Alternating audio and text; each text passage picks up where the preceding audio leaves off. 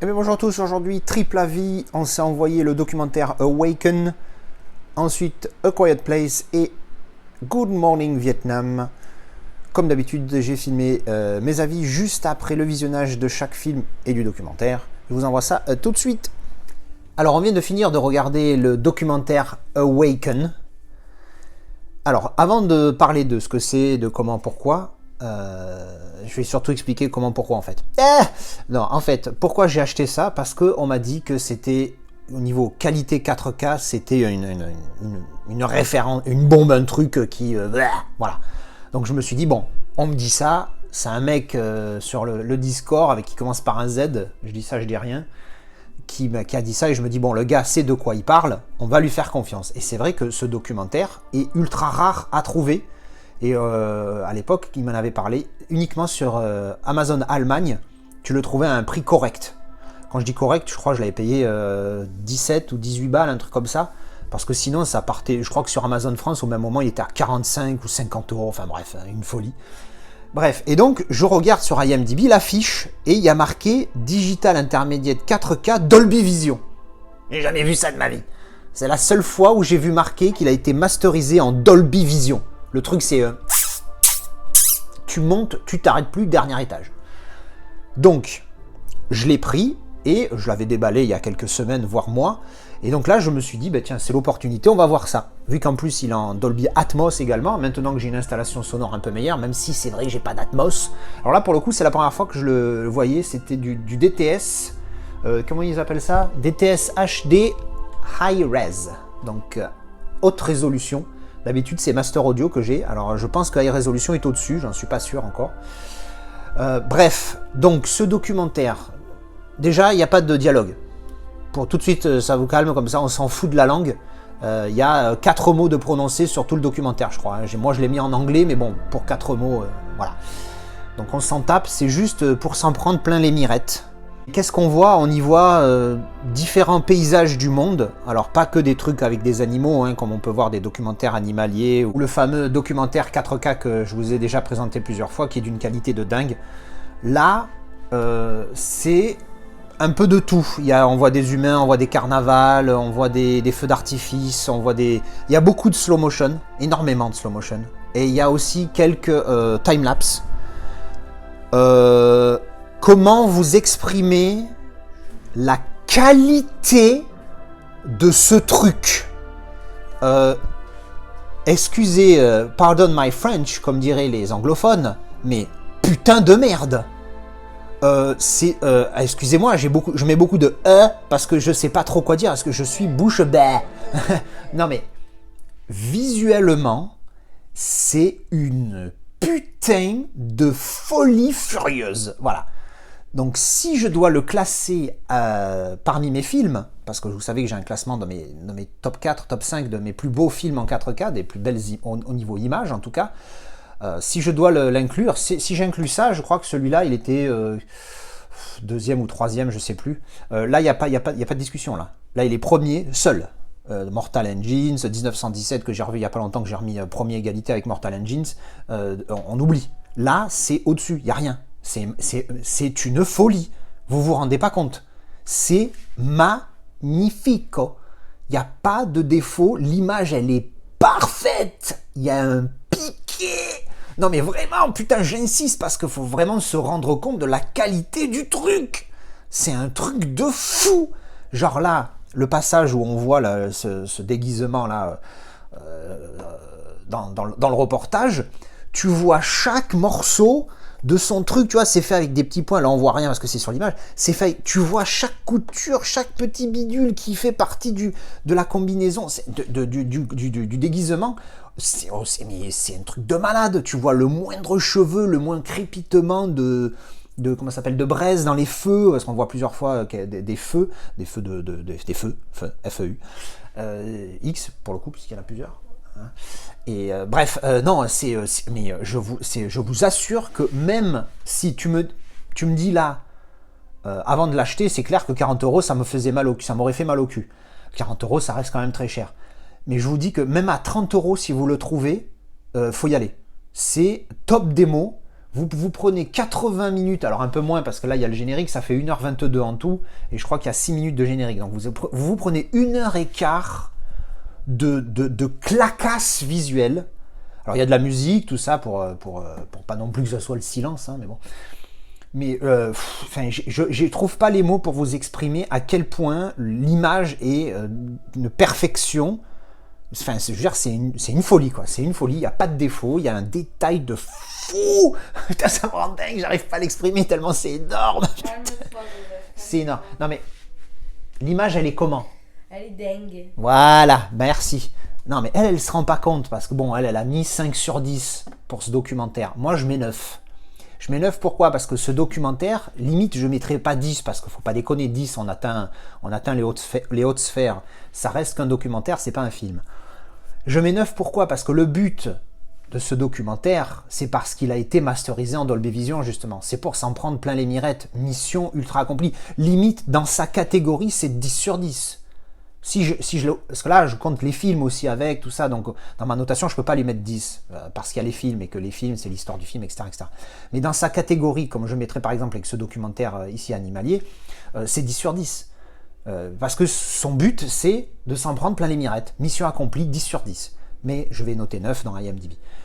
Voilà, c'est superbe. Il faut absolument, si vous êtes équipé 4K, alors OLED, parce qu'à ce niveau-là, c'est limite du gâchis de l'horreur. Si vous avez que ça, bien évidemment, allez-y, faut pas déconner. Mais si vous avez la possibilité, vous connaissez un pote qui a même un OLED, un petit, on s'en fout, les noirs, de dingue, même le menu. Voilà, là c'est revenu au menu. Quand j'ai mis le disque et que j'ai vu le menu, j'ai fait oula, c'est chaud, c'est une folie. Et ben ça, j'ai pas déçu du tout, hein. Franchement, il y a plein d'images. Alors, vous voyez un petit peu comme ça, ce qui défile, c'est grosso modo ce que vous allez voir dans tout le truc. Alors, c'est clair, ça peut faire bizarre, hein, de se taper 1h15 sans dialogue, mais franchement, c'est passé, mais nickel, quoi. Je me suis pas ennuyé. Alors, j'ai regardé combien de temps il restait, une fois ou deux, mais juste plus par curiosité qu'ennui, parce que, enfin bref, je m'excuse, elle est peut-être un peu trop longue déjà cette vidéo. Combien de temps ça fait? Ah oui, quand même. Mais voilà, il faut le voir, si vous êtes équipé 4K, encore plus avec OLED, je vous le recommande fortement. Alors autant l'audio, je vous avoue, j'ai pas trop entendu grand chose dans les enceintes surround, mais la musique est présente, il n'y a pas de souci. Limite l'audio, on s'en tape. Là, c'est l'image, ça va vous décoller les mirettes. Enlevage de rétine, nettoyer les lunettes, regardez tout, c'est magnifique, ultra recommandé. Alors on vient de terminer de regarder A Quiet Place. Pour moi c'était ma seconde fois. Pour la Casa Girl, c'était la première fois. Alors je l'avais déjà vu, donc comme je vous ai dit, et je l'avais déjà noté, je lui avais mis 6 sur 10. J'ai envie de monter un peu ma note, parce que on est bien dedans quand même, hein. Quand on est dans le film, on est bien dans l'histoire. Moi je me rappelais plus de grand chose, à part que voilà, c'était une histoire de monstre et il fallait fermer sa gueule. Je vais mettre 7, un petit 7 certes, mais c'est un 7 quand même, j'ai envie d'être généreux. Donc c'est un bon film, franchement t'es dans la pression tout le long du film, t'es sous tension, tu te dis nom de Dieu, fermez-la, hein, parce que bon voilà, évidemment il faut qu'il y ait une femme qui soit enceinte dans le film, tu vois, alors qu'il faut qu'il fasse pas de bruit, enfin bref, sinon c'est pas drôle. Donc bon, la fin est un petit peu particulière, moi elle me convient. La Casa Girl, elle a pas aimé la fin par contre, elle a dit alors je lui ai dit t'inquiète, il y a une suite, et apparemment il y en a même 3, j'avais oublié qu'il y a une partie 3, il y a une partie 3. Oui, mais il sort en 2023. Ah, il y a une partie 3 qui n'est pas encore sortie, donc il y a la partie 2 que j'ai jamais vue pour le coup. Donc ouais, super film, hein, ambiance un peu... Alors c'est du jump scare 100%, hein. T'es là, tu t'y attends pas, et puis d'un coup tu te chies ta race. Oh j'aime bien, moi j'aime bien m'avoir peur comme ça, c'est rigolo. La Casa Girl a eu peur quelques fois aussi, c'était assez drôle. Si. Alors combien tu mets toi de notes? Ben j'allais mettre 7, mais avec la fin je mets 6. Voilà. Ah là, c'était un 7, mais parce que la fin elle met 6. Ouais, bon, ben moi c'est presque l'inverse. Pour le coup, ça m'aurait convenu que ça s'arrête là, parce qu'après on a compris à la fin, on voit pas la conclusion, mais on la devine. Hein, voilà, je vais pas raconter. Oui, toi tu veux voir, mais c'est bon, on a compris ce qui se passe. Enfin si, on a compris. Bref. Donc bon, il faudra que je découvre le 2 par la suite, la partie 2, parce qu'il paraît qu'elle est pas mal aussi. Ensuite, c'était, comme vous pouvez le voir, un 4K. Donc très bon. Dolby Vision, la folie. Franchement, pas mal. Je l'ai pas trouvé dingue au début et j'ai très vite compris pourquoi. Il y a du grain, mais pas beaucoup. C'est un grain qui franchement passe, il passe crème au bout d'un moment. Mais au début, j'ai dit, il me manque quelque chose. Bon, en même temps, hier soir, le dernier truc que j'ai regardé, c'était ça. Hein. En même temps, c'était difficile de revenir à en dessous quand même. Bref, donc non, je l'ai trouvé très bon. Mais évidemment, hein, vous connaissez la maison. Qu'est-ce qu'on va faire maintenant? Spécial feature, spécial film. Eh ben écoute, il n'y a pas le choix, de toute façon il n'y en a qu'un. On va mettre le DVD, voilà, le mec il craque. On va mettre la VHS et on va voir la qualité de différence entre les deux. Allez, go. Alors comme d'habitude, j'ai remis, j'ai mis le Blu-ray, remis le 4K, remis le Blu-ray. Alors au niveau du piqué, pas grand chose encore une fois, un chouïa mieux, pas dingos, mais un chouïa mieux. Par contre, le Dolby Vision, une petite dinguerie sur celui-là quand même. Hein. Tu vois clairement au niveau de la colorimétrie le 4K est vraiment magnifique grâce à l'apport du HDR Dolby Vision. Franchement, il est vraiment pas mal. Alors après, est-ce que ça vaut l'upgrade? Parce que le Blu-ray est bon quand même, hein, peut-être un petit peu terne par là, mais c'est pas en fait que le Blu-ray est terne, c'est que le 4K est vraiment, le HDR du 4K est vraiment magnifique en Dolby Vision. Donc, est-ce que ça vaut l'upgrade? Bon, après, tout dépend encore une fois votre amour pour le film. Je dirais non, mais vous voyez que c'est un petit non, hein, la manière dont je le dis. Donc, si vous avez déjà le Blu-ray, je pense pas que ça vaille l'upgrade, effectivement. Après, c'est clair que si vous pouvez l'avoir à pas cher en 4K, ou alors si vous ne l'avez pas du tout, allez-y directement pour le 4K, parce que franchement, le Dolby Vision fait un travail de dingos, comme d'habitude. Enfin, comme souvent. En tout cas, dans celui-là, il est vraiment, vraiment énorme, le Dolby Vision. Donc, j'ai envie de dire presque recommandé quand même l'upgrade. Hein. Pas beaucoup, mais bon, putain, parce que le Dolby Vision, vraiment, il fait un vrai travail de fou. Surtout qu'il y a beaucoup de couleurs dans ce film, même s'il est assez sombre, ça se passe souvent la nuit. Mais il y a quand même pas mal de couleurs, quoi. Voilà, et ben c'était mon avis pour A Quiet Place en 4K UHD. Alors je viens juste de terminer Good Morning Vietnam avec Robin Williams. Nom de Dieu, ce film. Je me suis régalé. Alors vite fait pour ceux qui ne connaissent pas du tout, Robin Williams il joue un animateur radio mais dans l'armée. Et donc il est engagé pour, on va dire, distraire les forces qui sont déployées au Vietnam, donc pendant le Vietnam, hein, au cas où ce serait complètement con, vous n'avez pas compris.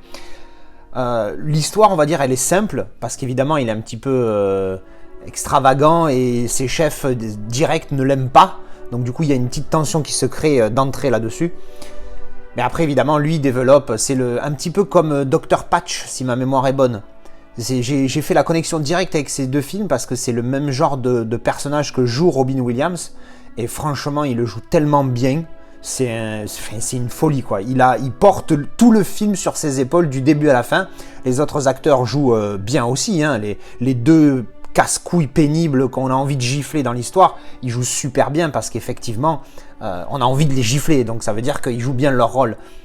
Mais en dehors de ça, Robin Williams, il tient tout le film du début à la fin. La performance est juste énormissime. Alors c'est pas comme un Joker par exemple, où là dans le Joker c'est vrai que c'est Joaquin Phoenix qui tient le rôle et qui fait toute l'histoire du film. Il y a aussi une histoire derrière, il y a quelque chose de, on va dire, de plus solide.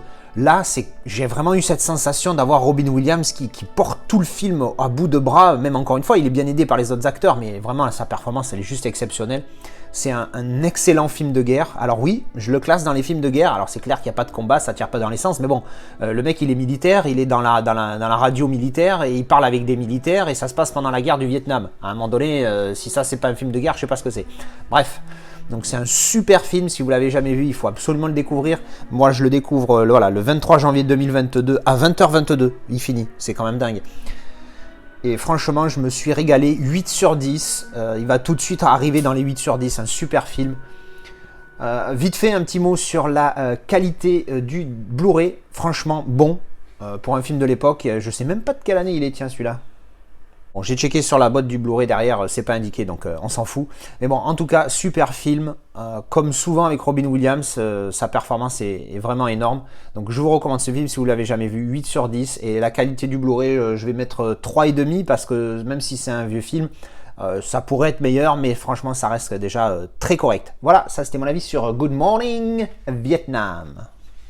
Voilà, c'était mes avis sur ces deux films plus documentaires. Dites-moi ce que vous en avez pensé. Si vous les avez vus, genre encore un petit mot là-dessus. C'est une dinguerie dingue. Il faut vraiment le voir ce truc. Et deux très bons films pour le coup. Une vidéo avec que du bon. J'espère que ça vous a plu. Dites-moi ce que vous en avez pensé en commentaire. Et je vous dis à la prochaine pour une autre vidéo. Tchou!